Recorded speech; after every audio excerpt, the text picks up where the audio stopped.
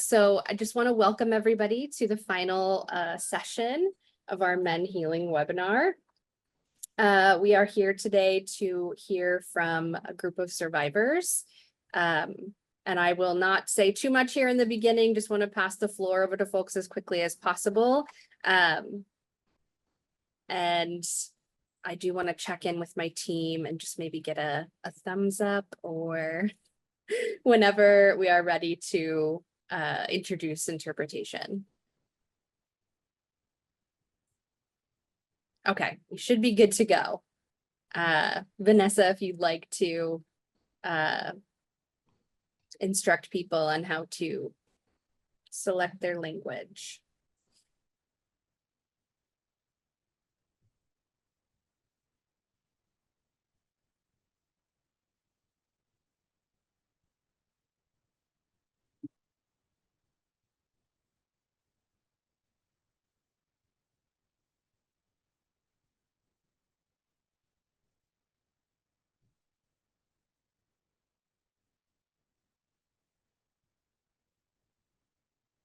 Okay, so Vanessa is going to put the instructions in the chat just to kind of circumvent some of these technical errors we're having. So sorry. You know how these things go.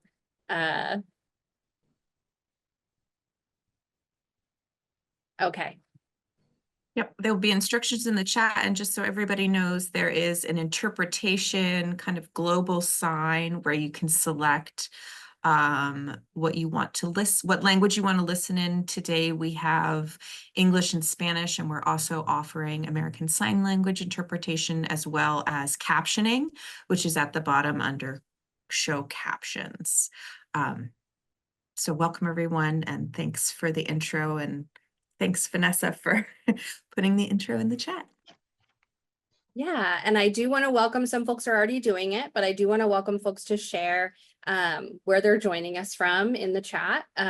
Just a way for us to kind of all see where we're coming from today. And I will go ahead and pass it over to Jim. Great, thank you. My name is Jim Struve. I'm Executive Director of MenHealing, and want to thank NSVRC for this opportunity to do this series of sessions. This is the 6th in our 6-session series, which has been a collaboration between MenHealing and the Boston Area Rape Crisis Center and NSVRC. So thanks to everyone who's been here in person for the sessions or has watched them by video. To just review really quickly, our goal for today is we want to have an opportunity for you to hear directly from men who are survivors of sexual harm. We've been talking a lot about overview of understanding the issue and interventions and treatment protocols. And today, I think one of the most important opportunities is to hear from survivors themselves and how they've experienced the healing process so that we can have lots of takeaway for you as providers for the things that work. And our objective for today is for you to be able to learn from survivors themselves. We've been doing a lot of teaching and helping you, and we want to make that so that the men come in the room with us and we're able to hear their experience and take away our learnings from them. So I'm going to pass it on to Sharon Imperato, who is on the MenHealing staff and also works with Boston Rape Crisis Center, just to check in and find out from you who all's here. Thank you, Jim. As always, our same check-in that we've been doing, and you're welcome to click through the slide. Just some ideas of things you can put in the chat if you would like, just your name, your pronoun, any identities you'd like to have acknowledged in this space, or anything else you'd like to share. Please feel free to do that.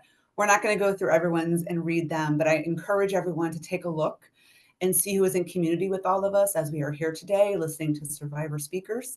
But I will just give a quick breakdown of where people are coming from. So we've got folks from Michigan and Missouri, Iowa, Maryland, Kentucky, Wisconsin, Maine, New Hampshire, California, Texas, Alabama, and Japan.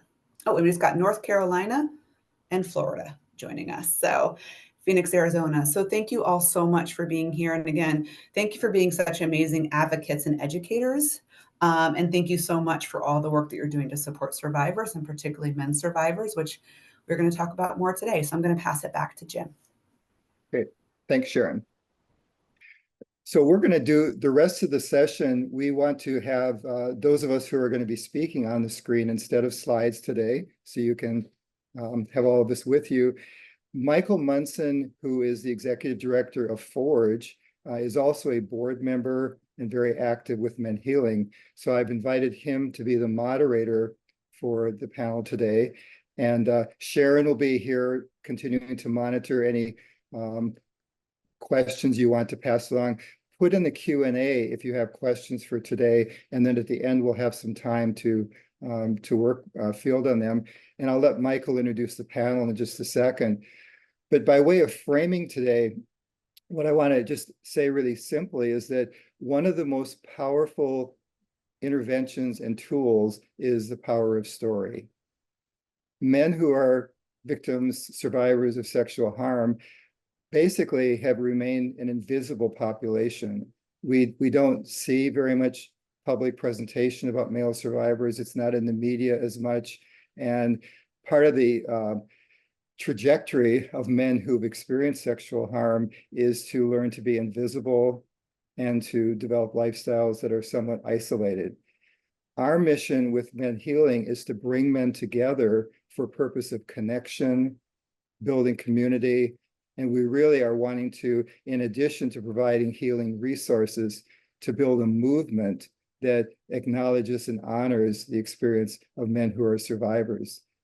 And what we're really investing more and more of our time and energy is not just regurgitating statistics and research, but to tell the real stories of men and to help men have the courage and the safety to be visible. So that's what we're going to be able to witness today. Our weekends of recovery, we include a section during the weekend where each man has a chance in a small group to share the narrative of what happens to them.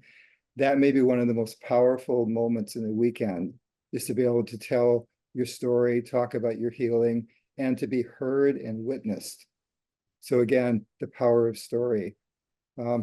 At the end, I'll just go over briefly. We've got a lot of videos and other resources that will build on that. But for purposes of today, I want to pass the baton on to Michael and let you take it from there and introduce the men who are here and moderate the discussion.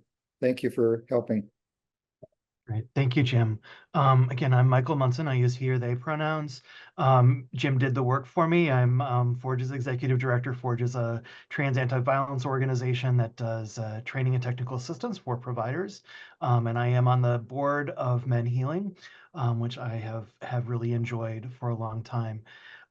Just to frame us a little bit for a visual description for those who need it, I am a white appearing mixed race person with glasses, beard, short hair, and a very bright, loud shirt.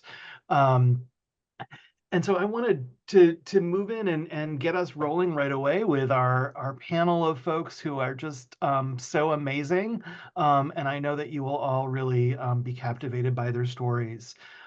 So we did a little straw pick earlier on about who's going to go first.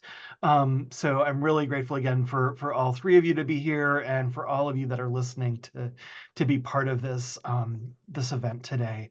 So Rob, I'm wondering if you would like to start us out and share just a little bit about who you are, any pieces of your story, pieces of what you find important for people to know about before we get into some more questions.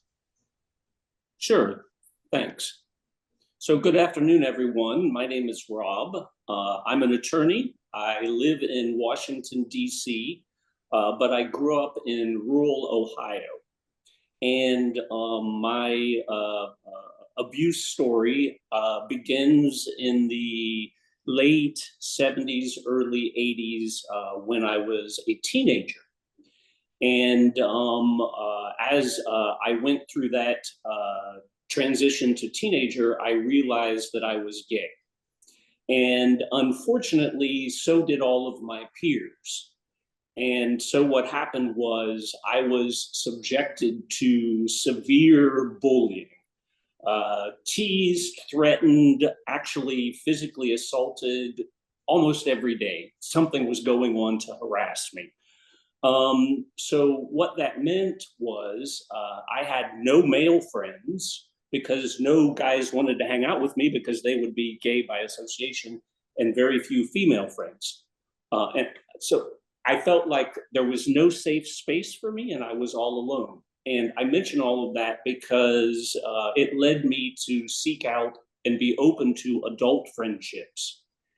And while most of those adult friendships were good, there were some that were not.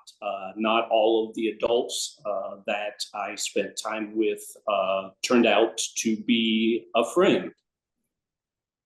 So to give you my abuse story in a very brief thumbnail, I was drugged and raped by a Catholic priest when I was a teenager.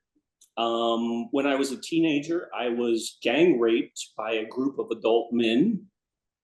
And then finally, when I was in college, I had a friend that would assault me sexually when he was intoxicated. So somehow I muscled through all of that and got to the other side and continued on with life. And in my late 30s, I sought therapy.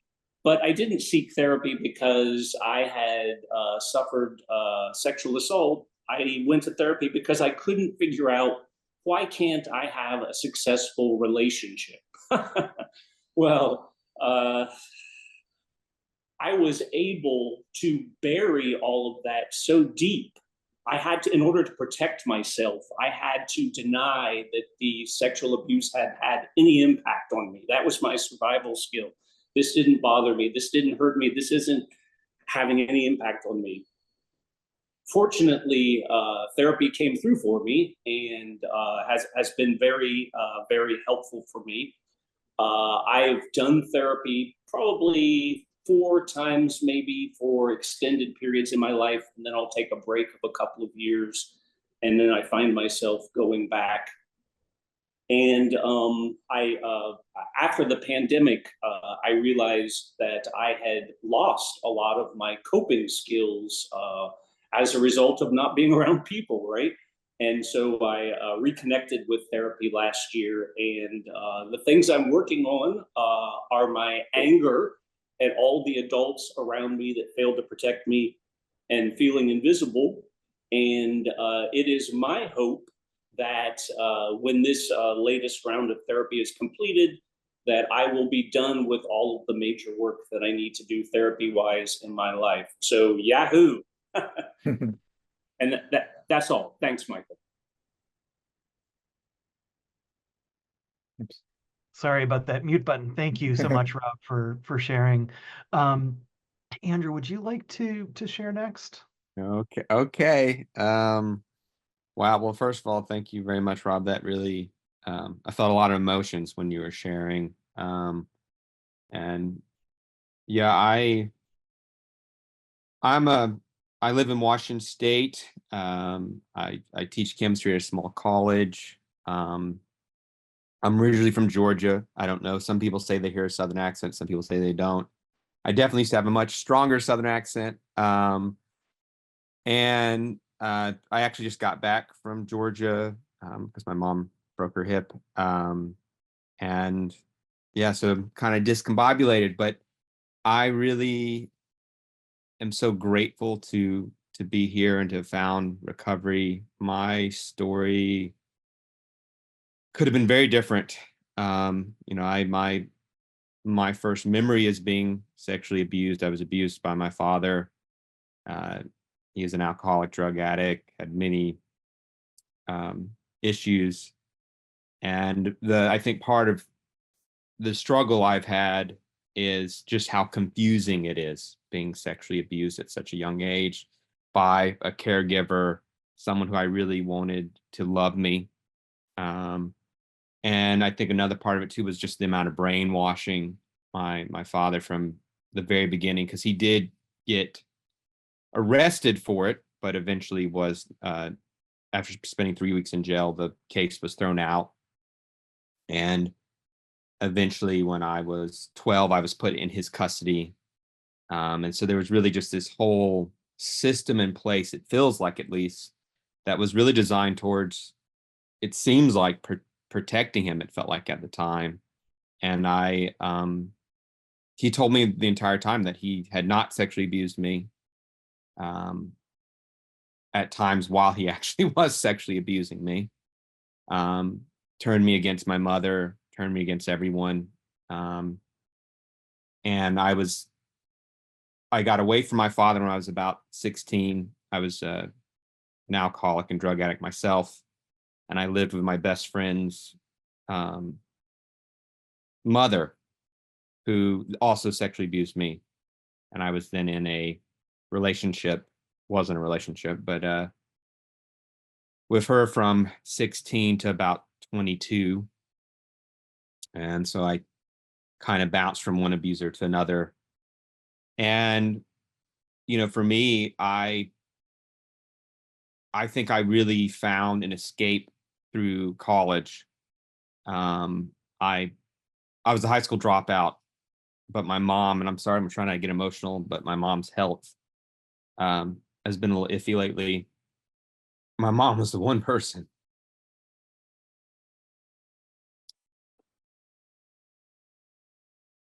who always believed in me. And she got me to go to a technical college. And that put me on an 11-year journey to getting a PhD. I was the first person in my family to get a bachelor's.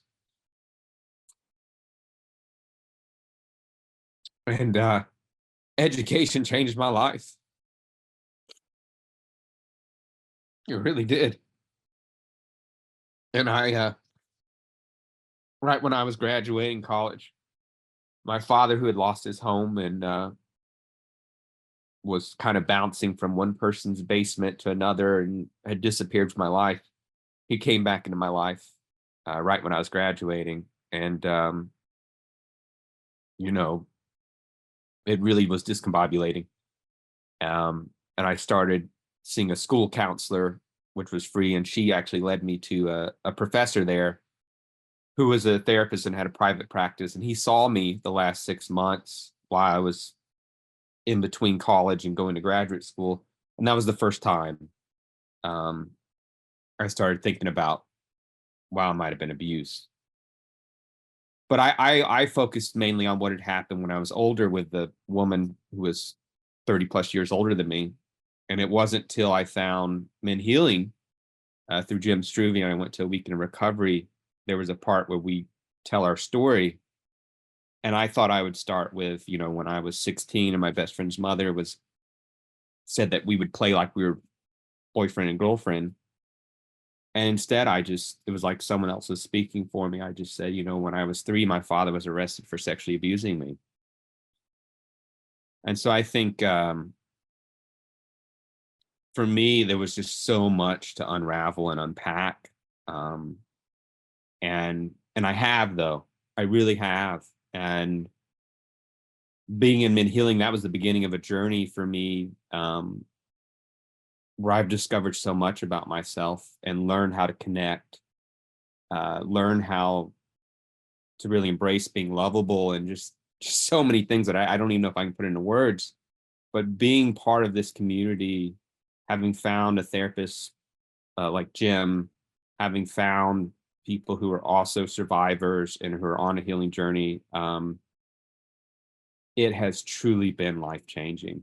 I can't stress that enough. And yeah, I think I'm going to leave it from there, but just thank you so much, everybody, for listening.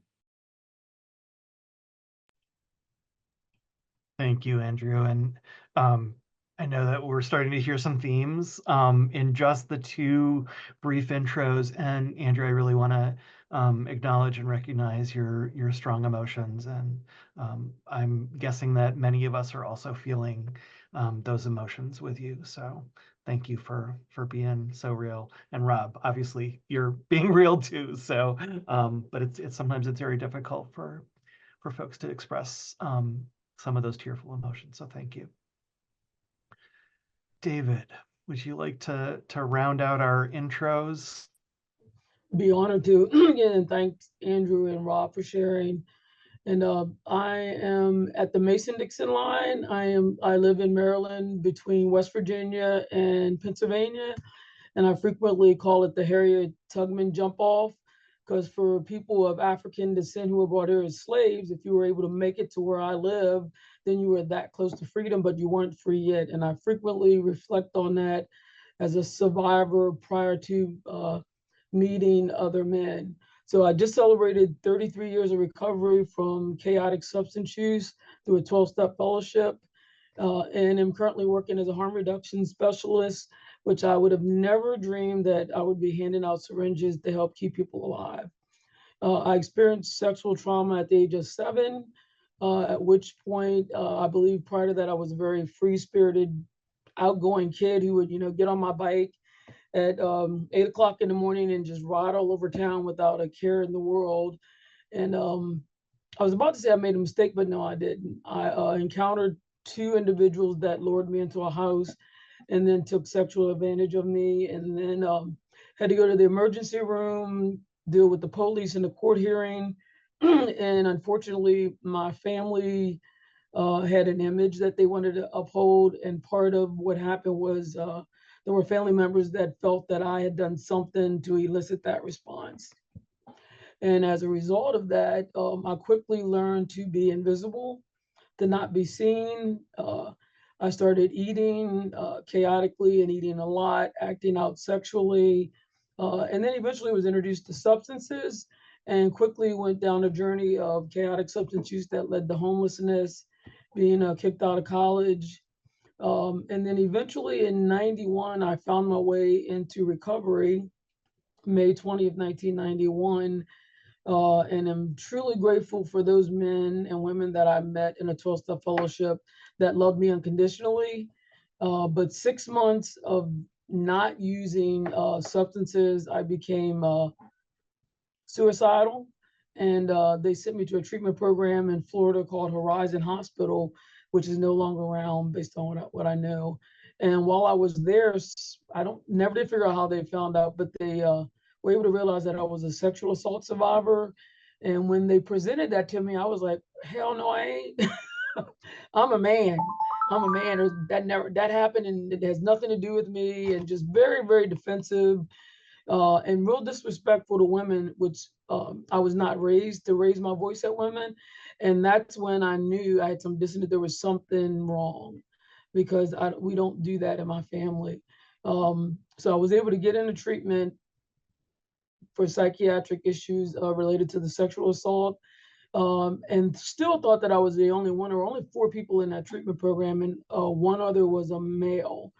And then in 2000, I got a job as a trauma specialist, working with men and women behind walls that have histories of adverse childhood experiences.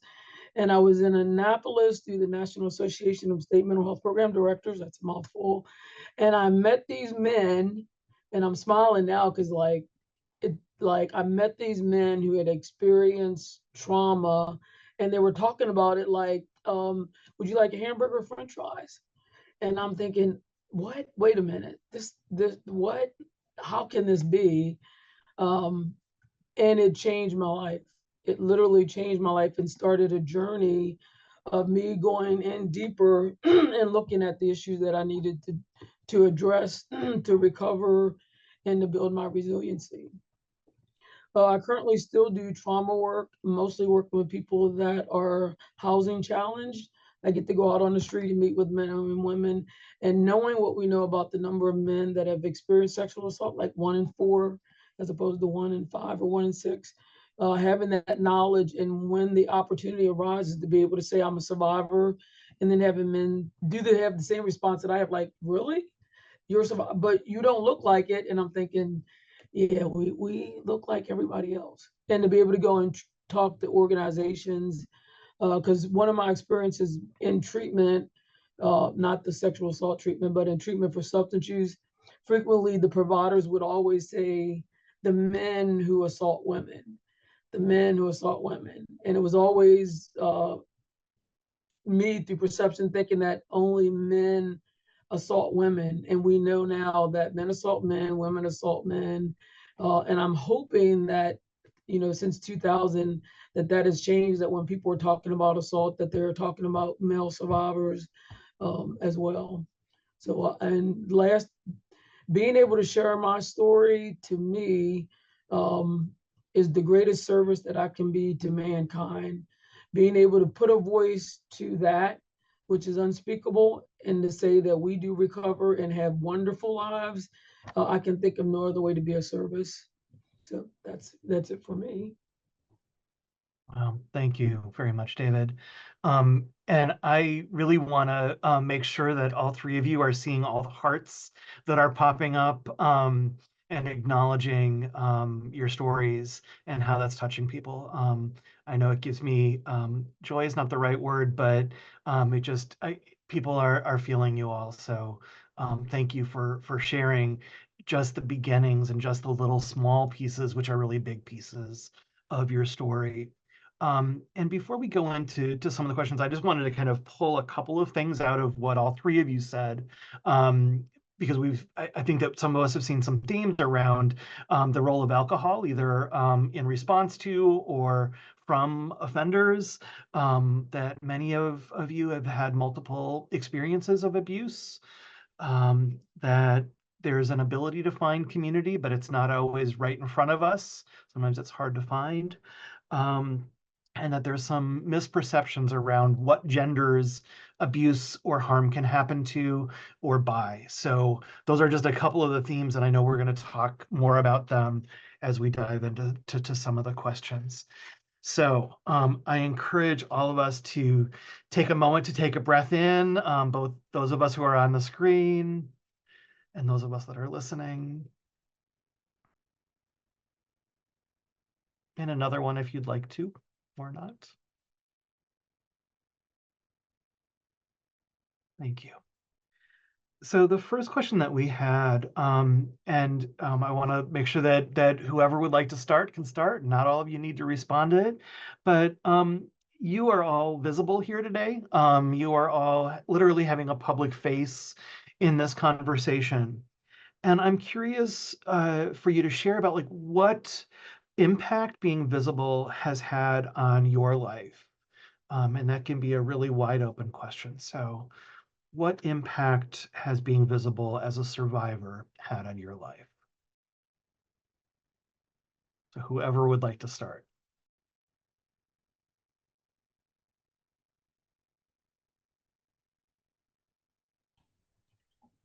I can just say, for me, being visible has meant that other males have had the opportunity to say me too. Working in corrections where the image of I have to be strong and very masculine, to say, I'm a survivor of sexual trauma since the age of 7. I've had any number of men come up later individually and say, I've never told anybody, but I'm a survivor also. Thank you. Rob, yep. Yeah, let me be the first person that forgets to unmute. So I think for me, being visible is a double-edged sword. And it's always frightening. I was very anxious this morning before this, and I've told my story many times, but it still stirs up all sorts of anxiety. But the other side of the sword, or the other side of the coin, whatever you want to call it, it's healing. I don't ask me to explain why. I can't give you the science behind it, but it's healing. And it's healing both for me and for other people based upon the evidence that I've seen. One of the other problems with visibility, or one of the other challenges, is not everyone can handle it. Not even you sometimes, right? I mean, sometimes I feel challenged by shame, right? And shame works against visibility. And then, you may have friends and family that can't handle it. They don't appreciate, it ranges from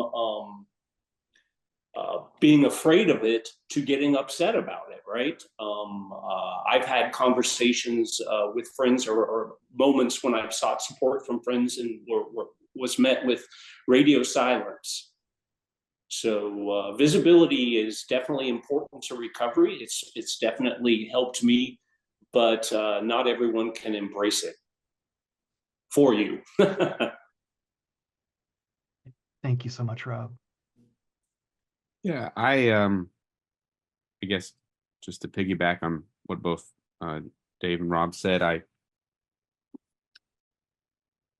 I feel a need to be visible. It is healing for me because so much of my life, what happened to me was just completely disregarded. And I feel that for me to heal, what happened to me has to be acknowledged first. And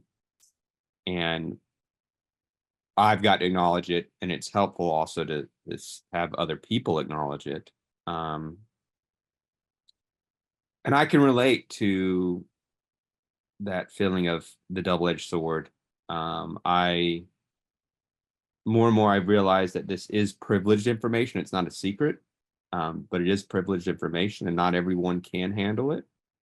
And I'm hoping, who knows, but my hope is by telling my story, by having more people here listening. I'm so grateful for everyone that's here. Maybe we can give people more of a bandwidth for this, because I can't tell you just how often when I very rarely even share it directly, just, well, I'm going to retreat, or I'm part of this organization, or I'm a peer leader for this organization, and people then will ask, oh, what organization is? Oh, MenHealing. What's MenHealing for? Oh, it's for men who've been sexually abused. And I swear to you, 9 times, in fact, probably 99 times out of 100, it's just complete silence after that conversation over with. And a lot of times this is in circles of, and I swear I'm not trying to bring politics or anything, but circles of people that are very accepting, that, really project that image of acceptance. And so it can be really confusing to see that people who are projecting this then just shut down when you share that, and I think I've gotten a lot better at not holding against them and realizing I think a lot of people just don't have the bandwidth for it. We don't create spaces where they're able to handle it. So I'm hoping maybe we can do more of that. Yeah. And one of the beautiful things about having this discussion is that it's maybe providing people not with the bandwidth, but with the experience of hearing survivor stories, so it doesn't feel so maybe jarring to them, of like, oh, this is something that happens to people, and I can listen to this. Even if I don't know how to respond, I don't have to be freaked out about it. This is something that happens, and I can still care about the people that are sharing that information with me. So thank you all for being visible and talking about some of that double-edged sword and the responses that you are or are not receiving. And I am always sorry when people are met with that radio silence, which can really compound that healing process. So kind of the opposite of that radio silence is finding community. And I know each of the 3 of you have talked about how you found community, whether it was one-on-one or in a bigger group of community. And it's oftentimes really essential to kind of breaking that isolation. So I'm wondering if y'all could share a little bit about finding connection and community with other men, and why that's been important to you. So how have you found community or connected with community, and why is that important?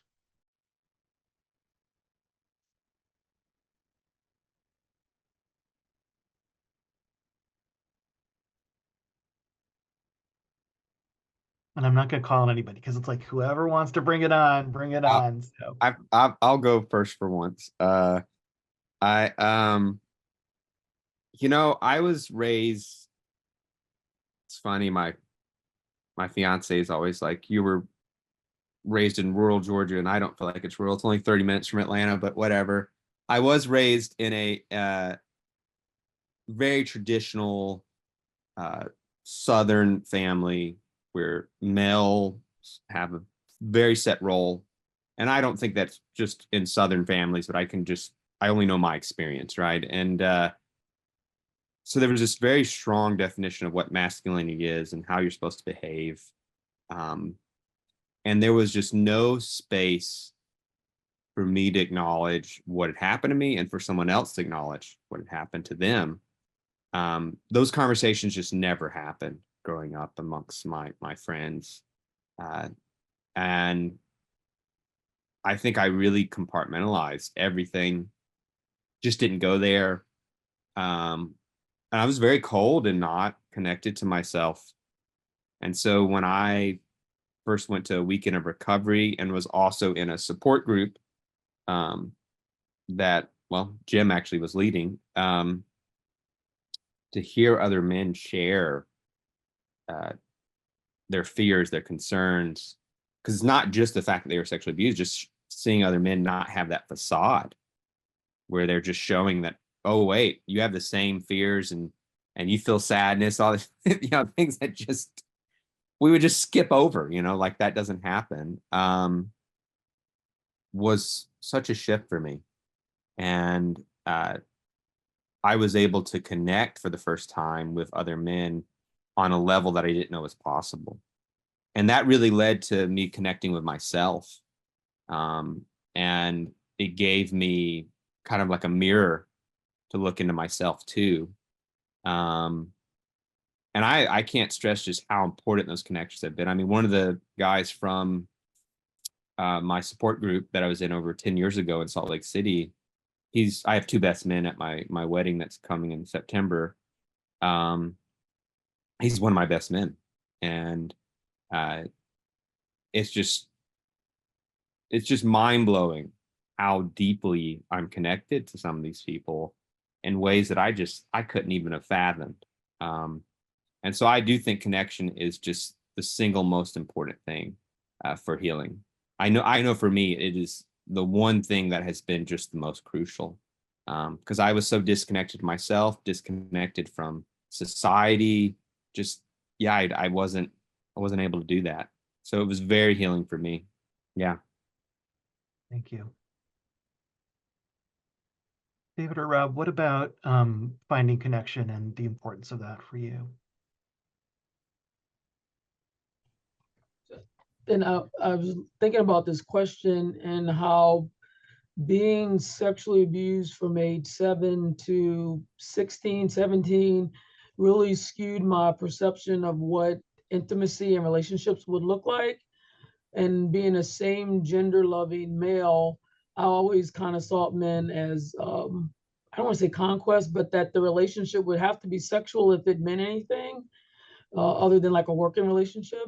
And it was in relationship with men who had this experience where I learned like how to be compassionate, how to be loving, how to be caring, how to be open.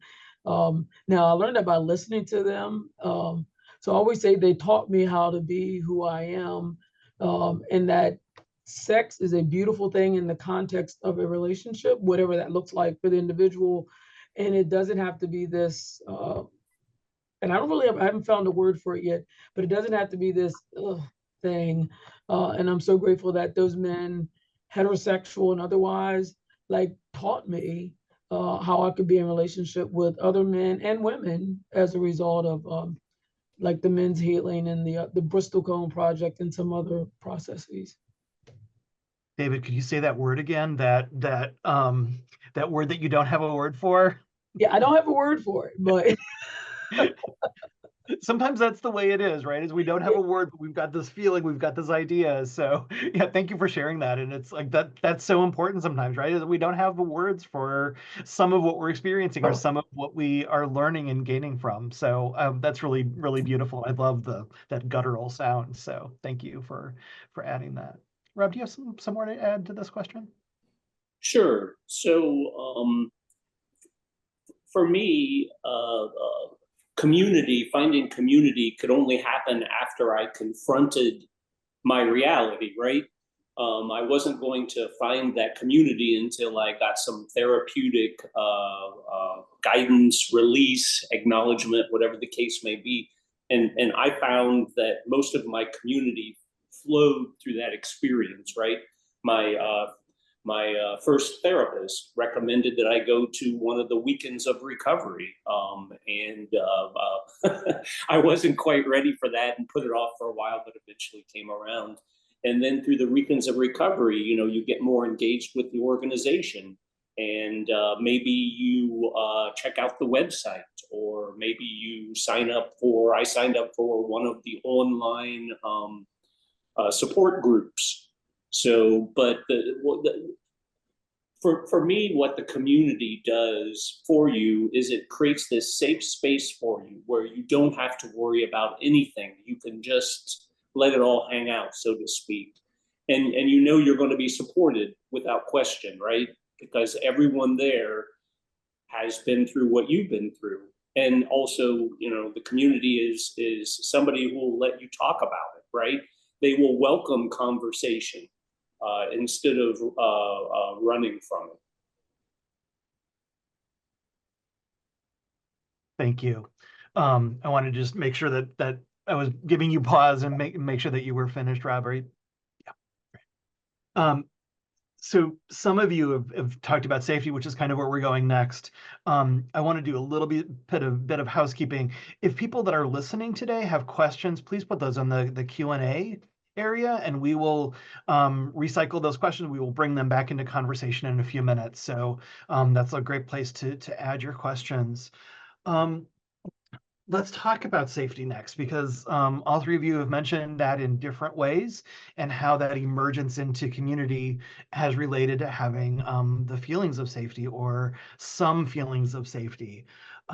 So we all know that healing is hard, and finding safety can be really hard, and it can be really, really scary when we try to seek services. Rob, you mentioned kind of like that creeping into checking out a website, or kind of moving closer into deeper levels of finding community and finding healing. So I'm curious for your experiences with MenHealing, or even beyond MenHealing. How have you felt safe in these spaces? So why don't we start with that first part of the question, then we'll maybe do some follow-up. But in the MenHealing spaces, or maybe in other spaces that you've experienced, how have you felt safe in those spaces? Well, it's been my experience that MenHealing works very hard and has a very organized, methodical approach to creating a safe space. Just a couple of things that I remember that made a difference for me. They do, if you wanted to attend one of their weekends of recovery, there's a whole advanced screening process. There's a form you need to fill out where you talk about your experiences and provide background information. They conduct sort of a screening interview to make sure that you are ready to participate in such a program. Once you get there, there's rules and regulations, there's professionals in charge, and the ratio of treatment professionals to participants, I always found very comforting, right? It's a small group of people. But ultimately, for me, I had to create my own safe space, right? I had to figure out what I needed, and then had to make that leap of faith. That's the scariest part, is that first leap of faith in order to make that connection, right? And so I guess I had to create the safe space in my head first, and then I sought out a spot to plant my roots. Thanks. Excellent. And that's a great observation, that safe space sometimes doesn't exist, but it has to exist within us at some level before we can step into those other spaces. David or Andrew, do you have something that you want to share about MenHealing and how that space of safety is created, what it's meant to you? So, and I'll be brief. And I think the fact that we have a men's healing speaks to a safe space in and of itself. The experience that I had, most of my perpetrators were men of color. And I was fortunate enough to be invited to a weekend for melanated men. And I remember being scared to death of how I was going to feel being in a room full of people that could be perceived as perpetrators. And when I got there, because of that process that Rob was talking about, again, it was another turning point in my recovery because none of the men there, I didn't feel threatened by any of the men there at all. There's a spiritual element that happens for me that I experience when I'm around those men that have been through the healing weekends that I haven't experienced anywhere else. And I wanted to share that because I thought that was just so powerful to have a melanated weekend for those of us that can look at each other who may have been abused by people that look like us. So it really helped me look at some internal conflicts that I had going on. And I think safety real early on was getting in touch with that child, the emotional part, getting in touch with that 7-year-old kid who felt horrific, terrified, didn't know what to do. And then I was probably 50 something, to be on a weekend retreat with men who looked just like me, that loved each other unconditionally and shared our experience, strength, and hopes. Yeah. So to me, men's healing is safety. It's in the name. Yeah, thank you, David. Yeah, no, I'm really listening to both David and Rob. I felt pretty early on really safe at MenHealing, and I think a big part of it was the therapist, the team that was there. They were just so devoted to actually seeing my pain and really seeing the truth of what happened. And I'll give you an example. When I did the phone interview the first time, they asked a question if I had ever been an abuser. So if I had ever abused someone. And I said, I don't know, I'm not sure. And it was because of the second person who abused me. She'd have me do all these things to her that I won't get into, but I personally perceive them as being very violent. And I thought I was a perpetrator because of it. And they had a second call. And in that second call, because the way I'd answered, they did this second call, and I had this huge epiphany of how this was just me being manipulated into doing things, and that I was 16, and this person was 49. And it was because of the person that was doing this call, they really helped me, guide me through that.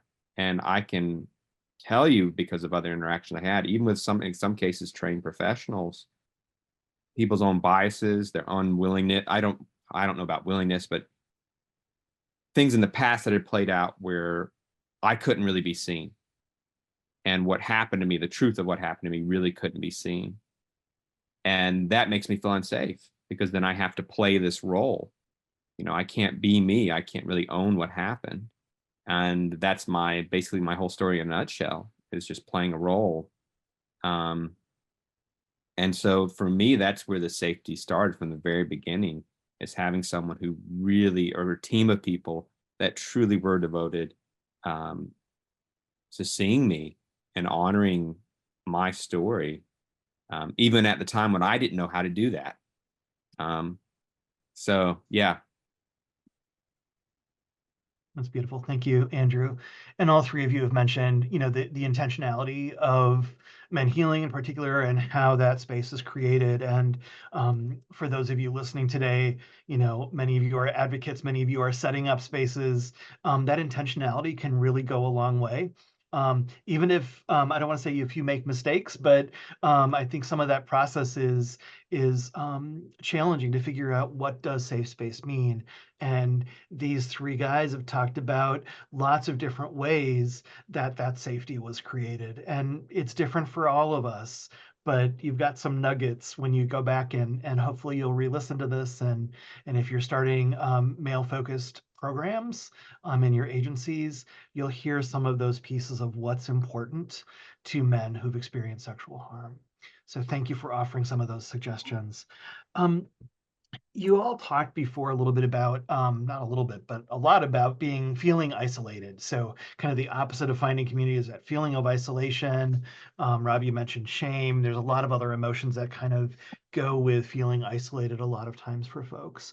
So I'm wondering if you can share a little bit about how MenHealing and other parts of your journey have helped you reduce that isolation. You've all talked a little bit about it, but maybe go into a little bit more depth about how your journey has helped reduce your isolation and helped you feel more connected and engaged with community.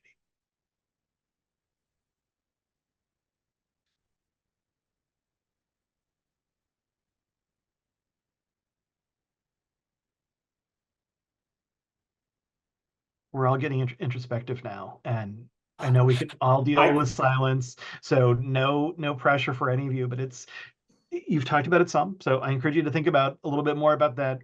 You know, what is isolation? What is that process of coming to community mean? Sure, I can offer a few thoughts. So isolation was one of my key coping mechanisms when I was before I started therapy, right? You know, from beginning with all of the bullying through all of the sexual assaults up until therapy, isolation was a way to protect myself, right? You know, when you've been physically and sexually assaulted and lived in terror, how could, you know, one of the safest things you can do is to not be around people who might hurt you, right? That's the safest. So you cut yourself off from meeting new people and limit the other people in your life.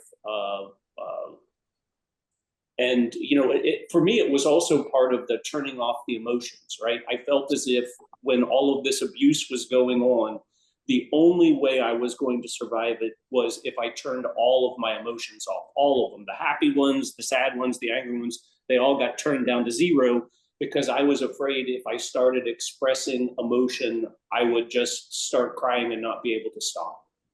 And isolating was a part of that strategy, right? Don't show any emotions, stay away from people, protect yourself, don't trust anyone.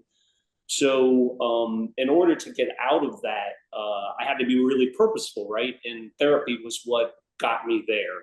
And once I got into therapy, then there's all sorts of possibilities, right?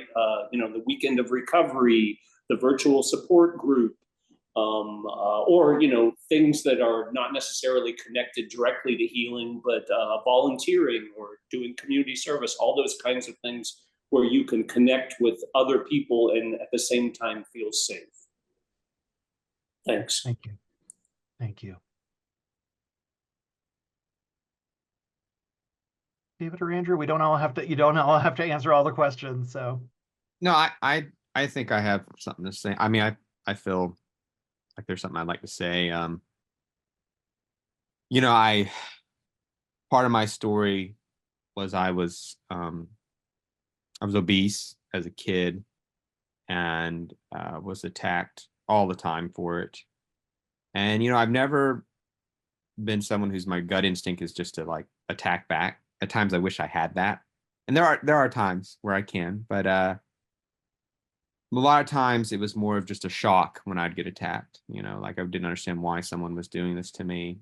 And so most of my interactions, there was always this voice in the back of my head is like, this person's going to attack me at some point. When is the jab going to come?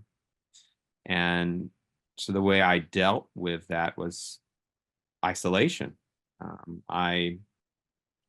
When I was younger, I would look at pornography on the internet for hours and hours, play video games for hours and hours. I would get whatever, or walk in the yard and lost in a fantasy. I mean, I literally lived in a fantasy world. That's how I protected myself. When I got a little older, when I first started trying to lose weight, where I grew up, there's a lot of woods. I would just go walking in the woods. And as I got old and older, sometimes I would walk 20 miles in a day and be totally okay, never see another person, and love that. And I think for me, it was the only way I knew how to create safety, was to just be away from people. And wow, when I really look back at that, I cannot believe how isolated I was, how truly alone I was. And the only way I could feel safe was to be alone, which is, to me, very sad to say aloud. And so when I got into the survivor community, it just completely changed my perspective on human interaction and what's possible, and how to let my guard down, and how to take the risk to really connect with another person. And I have the times where this comes up for me. With that said, wow, I could not imagine going back to that aloneness. Yeah.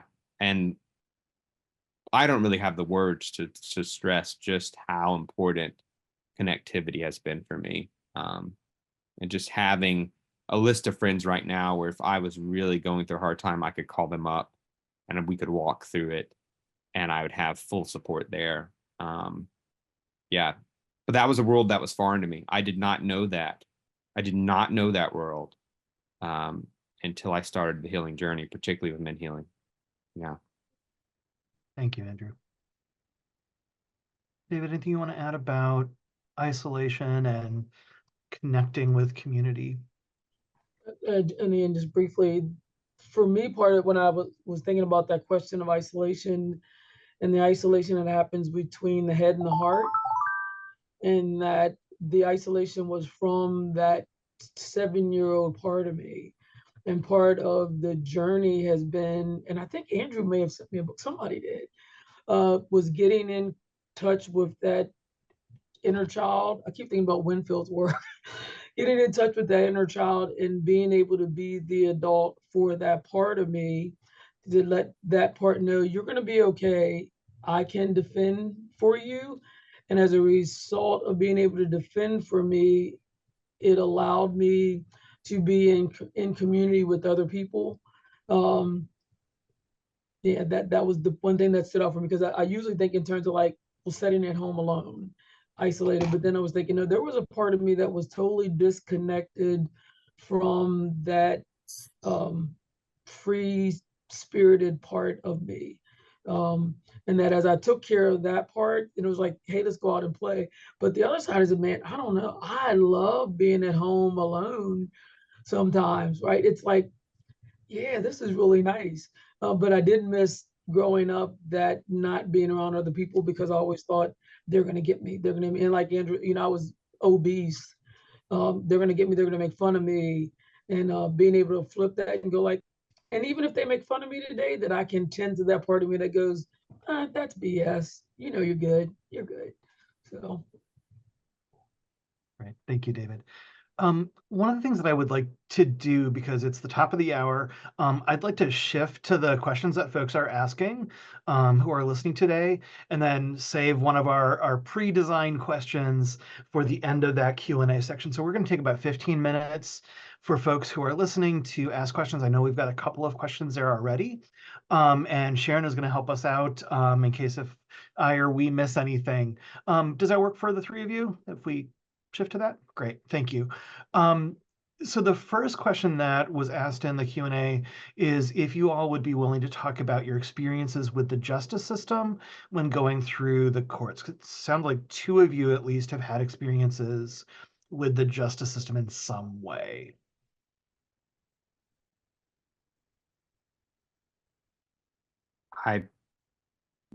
Dave, why don't you go? I saw you unmute. Please go. So my experience with the criminal justice system, first being a person of color, but again, I was raised in a neighborhood in the 60s where only bad people get picked up by the police. And when the rape occurred at age 7, to this day, I haven't figured this out, but I was transported to the hospital in a police car. So they literally put me in the backseat of a police car and drove me to the emergency room. And my neighbors saw that. So in my head, as a 7-year-old, I thought, and I'm sure it's not unusual, that I'm a bad person. I did something bad. Look, even the police are taking you to the emergency room. So it just compounded that guilt, shame feelings even more. And I hope that's not the way they do it today, but because of that, the neighbors knew that something had happened. And I don't remember going with a parent. I think my parents had divided separately. So today, my involvement with the criminal justice system is that I get to do trainings around trauma-informed and trauma-specific services that we're offering to men and women behind the walls. Wow, David, I'm really sorry to hear that. That is horrendous. Your experience as a kid. Thank you for sharing that. And thank you for the work that you're doing now to change some of that process too, because the only way we're going to get there is if we keep on helping that educational process. So thank you.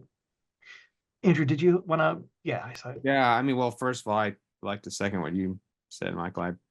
Dave, I really appreciate you sharing. And I, believe it or not, I can relate to it. And again, I don't know.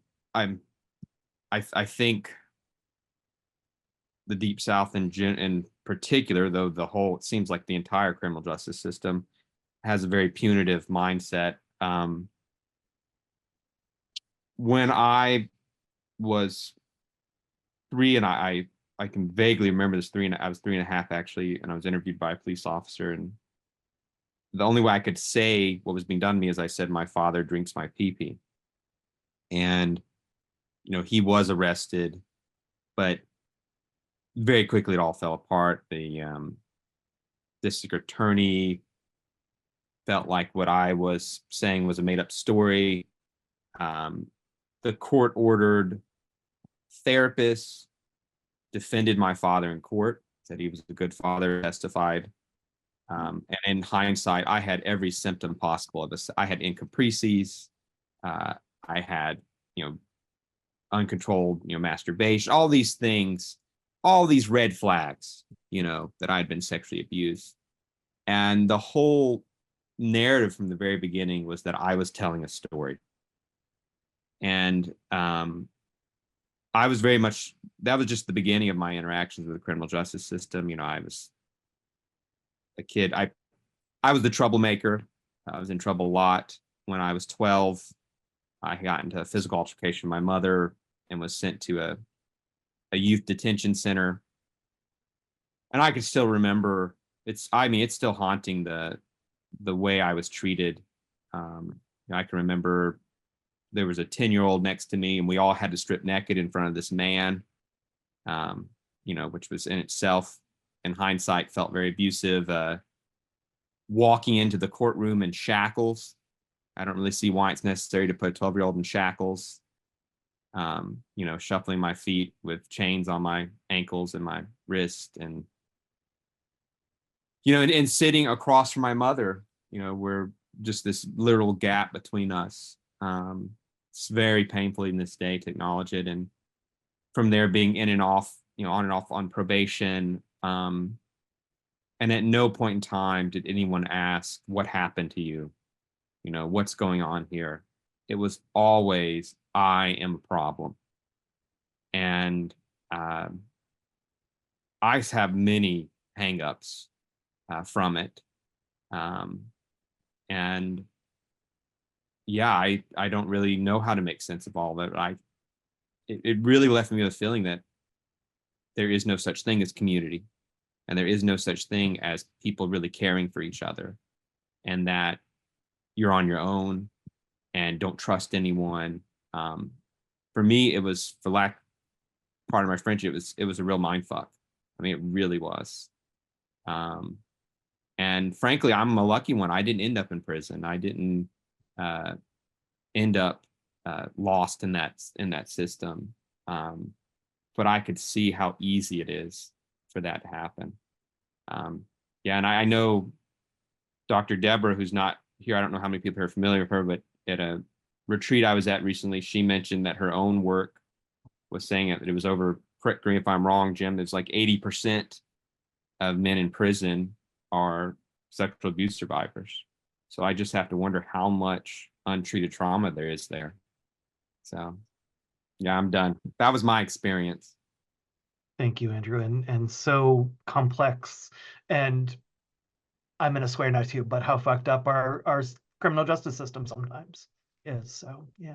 Rob, do you want to add anything about justice and what that means to you, whether or not you've engaged with that system or not?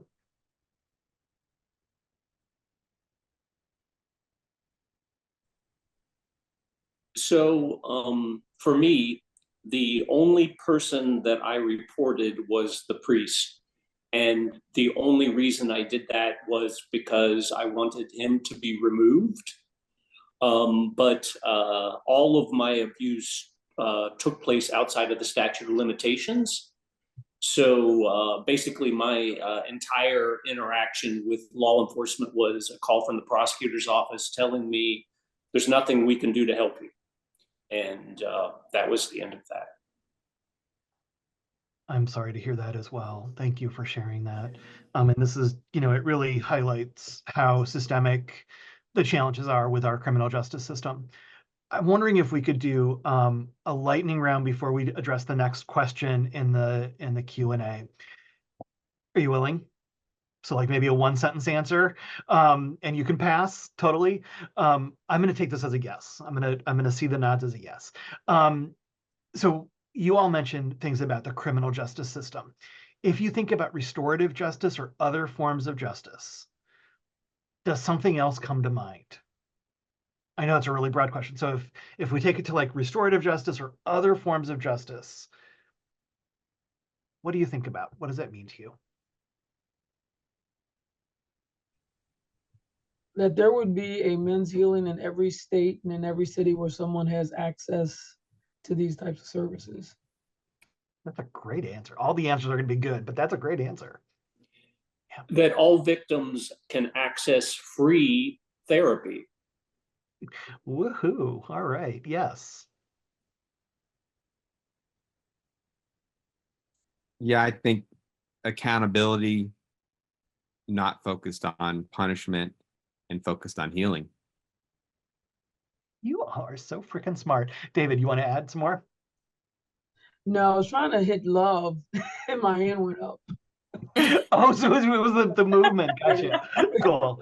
And you all play really well. You did a quick answer. I'm like, that never happens. Say, hey, one word or one, yeah. Cool, thank you. Let's go back to the Q&A. So the person in the Q&A has asked, Michael, can I step in for 1 second? Yeah, please. We do have folks who are in the criminal justice system and advocates on this webinar. And I don't know if the panel could talk about maybe what would have been supportive, what would they have needed in that space? Thank you.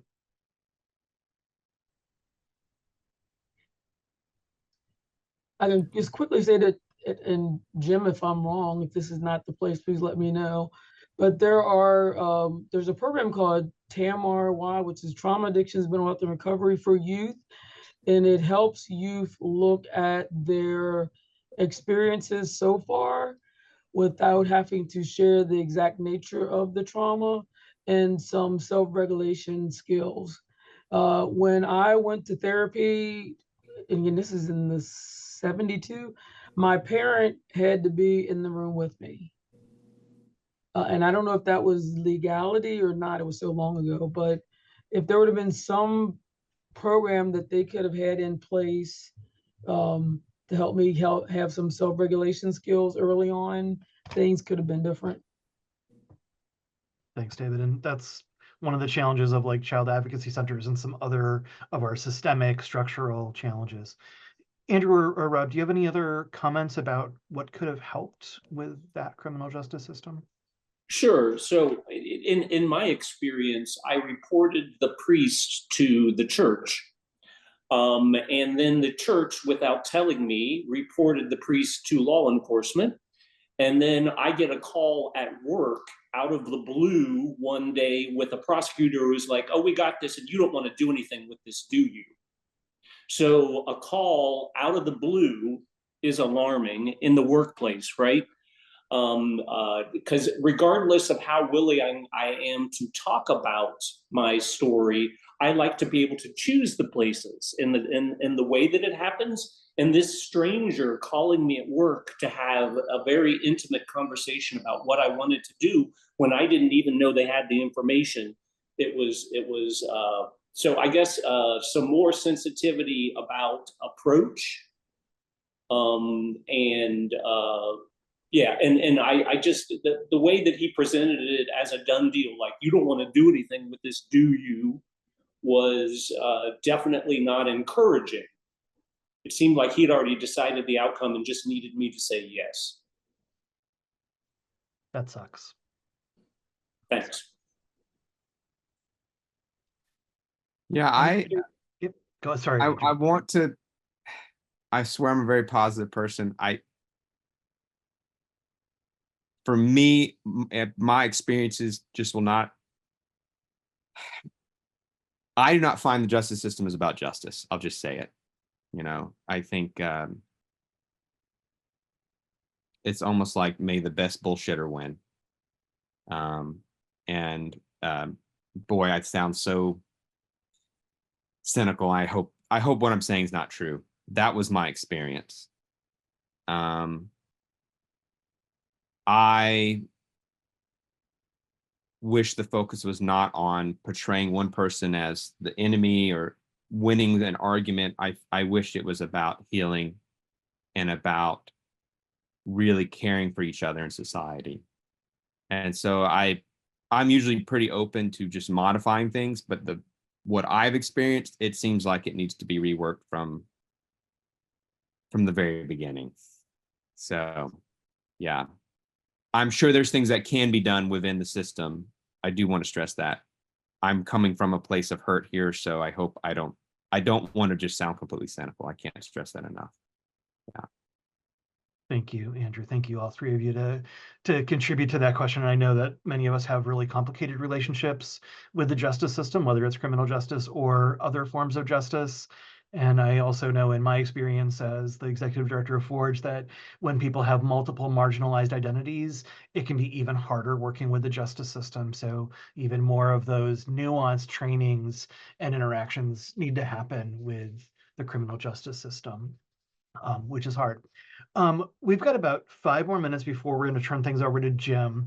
And I think the last question that's asked in the Q&A is a great way for us to wrap up this panel part before Jim shares some resources with us. So the question in the Q&A is, what is one thing you wished people knew about your experience seeking help or sharing your story? So what's something that you wished people would have known? All right, I'm going to cheat. I've got more than one thing. So bring it. So when somebody tells you for the first time about their story, it's not about you, right? I have so many people react and make it about themselves and how they're feeling, and that's not really helpful. And just saying I'm sorry that happened to you could be enough, right? I mean, it's just some empathy instead of turning it back on you and what your imagined role might have been in all of it. One of the other things I've been working on myself is acceptance of the fact that I can go through all the therapy that I want. I'm never going to be back the way I was before, right? I can heal, but I'm not going to be that person I was before it happened. And, therapy is not a miracle. It's a way to help you cope with the new reality, right? And then the last thing is healing can be incredibly painful, but that's okay, right? That's part of the process. We signed up for it. So That's it. Perfect. So yes, please add 3 things, whatever you need to add, about 1 or more things that you wished others would know when you're taking care.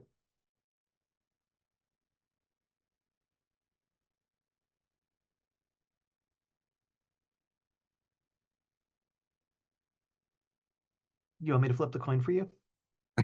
No, I'm thinking. Good. I'm thinking. You know, I think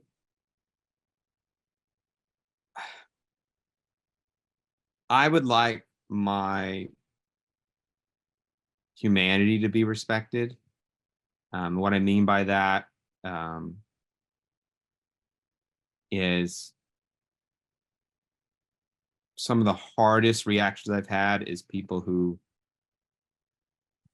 and I want to be clear, I really think that many of the people that the things I'm about to repeat, I think they were doing the best they could. I don't at all, I can't stress that enough. And you know, one of the things that I've seen many times is this people then looking at me as if I'm broken. You know, I can't tell you how many times when people have actually said something. Most time people don't say things, but if they do, it's like how does a person ever get over that? You know, and realizing that, you know, I'm functional and I'm just as capable of healing and having a full life as anyone else. That's very empowering, but I'll be honest, it feels like that's very rare. And I do have to wonder if how much of that is how sexual abuse is portrayed in our society as like this thing that breaks people. And I don't think it's just sexual abuse. I think trauma, period, a lot of times it seems like it's portrayed as something that is just permanently damaging.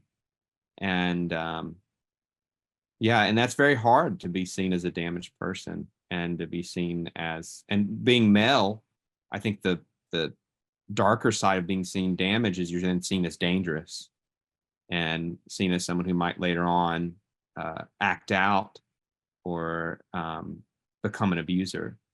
And so it's really, for me, very complicated navigating that. It's like I don't even have the simple space of being able to heal, if that makes sense. I hope that answer made sense. Sorry if I was rambling. It totally makes sense. Thank you for offering that. And one reiterating what Andrew just said, that myth, because I am a survivor of sexual assault, does not mean that I'm going to go on and sexually assault someone else. To that, because I am a same gender loving individual, that is not the result of being sexually assaulted by a male. And lastly, the assumption that males aren't survived and somehow we wanted it to happen. And I've experienced that even amongst same gender loving individuals. When I've shared my experience, they'd be like, oh, you know, you wanted that to happen. And you're like, really? And that some of that happens in spaces in the LGBTQ community. Thank you. I'm going to turn things over to Jim in just a second, but I really wanted to thank each of you, Andrew and David and Rob, for sharing so much of your history, your story, your thoughts, your wisdom, nuggets of things that I hope people will be stewing about, because you all said many things that are like, I need to think about that some more. So, and I know that the people that are attending are very thoughtful and want to make the world better place for men and for male survivors. So thank you all for what you contributed today. Jim, I'm going to flip things over to you to share about some resources and good stuff. Yeah, thank you. I want to, before we do takeaways here in just a second, I want to add one more thing to one thing that people should know about survivors, and that is, as advocates, as legal representatives, as therapists, as just human beings, when we interact, just a couple of things that are important.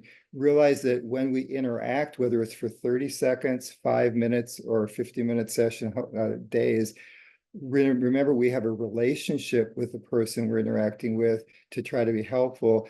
If we can do it as a relationship, not a task. And in that regard, to see underneath whatever is happening, the possibility for joy. That's one thing I think people are always surprised about with our weekends and our other, is that we bring people safely to a place where they can begin to re-experience joy and happiness. And a lot of times trauma work does not factor in the potential for joy. And so how do we, through our relationship, make that possible? And that's one of the big takeaways, is people living joyful lives, and they're still survivors. So Sharon, I'm gonna let you quickly do this slide, and then I want to add some information about resources that we have available. Thank you. If people would like to share in the chat, again, in community, one way to integrate what everyone's learning is just take a moment and ask ourselves, what are we taking away from this training, and how are we going to integrate it into our work?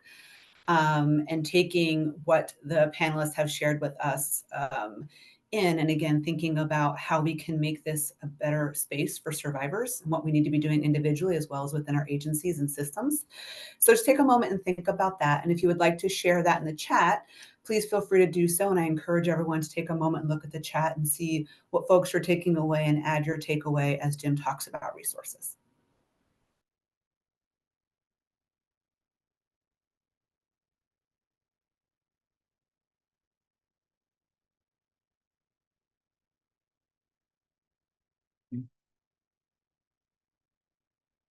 Let me, in the interest of time, allow people, if you want to enter things into the chat. And again, so much heartfelt thank you to you, Rob, Andrew, and David, just for being here as yourself with your human experience. And thank you, Michael, for moderating the panel in such a graceful way that you've done. And I want to underscore part of the purpose of this session is to really reinforce the power of story. And part of the end results of what we're talking about through our whole training series and today is, how do we help people dare to dream, to find possibilities for hope and healing? I know our byline is inspiring hope and changing lives. I think that's the potential. And each of the three men here today have been total examples representing the possibilities of transformation and change. A couple of resources I want to underscore that are available through MenHealing for you to be aware of, in addition to the Weekends of Recovery. If any of you in local agencies want to work with us around bringing a day of recovery or an event to your community so we can meet people at the grassroots level, please get in touch with us at MenHealing. We want to collaborate with agencies when we can. And each of the three men who are here today have made videos with us. We now have a video library available through our website, available through YouTube channel, of about 140 or 150 videos that we've produced in the last few years. And a lot of them are men telling the stories of their experience of healing. The Voice of Healing series, Rob, we just made a video of him that's very powerful. Andrew and David both were part of the Men's Story Project, where we taped stories from them. They're all available to you for free access download. And the question of criminal justice, criminal legal system came up here today. Another project to pay attention to is we have Project Home Project, healing resources for men everywhere.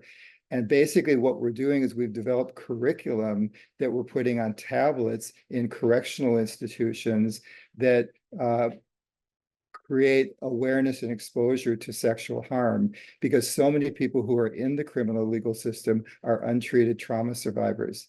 And we are now working on a contract to get our curriculum placed on 400 plus correctional institutions nationwide. So if you work in the criminal legal system anywhere, reach out to us and we can see about how to help get it on correctional facilities for free access to men in prison to learn about sexual harm and the healing opportunities that are available by being aware of that. So again, thanks to all you who have been here through this series. Thanks to NSVRC for allowing this to happen. Thanks for BARC for the collaboration.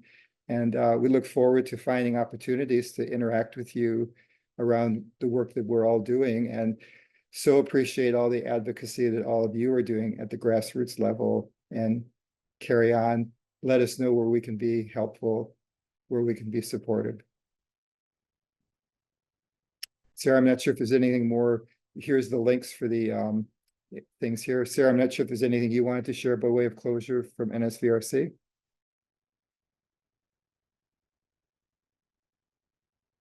I just want to thank everybody for coming and encourage folks to reach out if they need any support from any of these organizations. And I want to thank our survivors for speaking today. I'm very grateful to have heard your stories.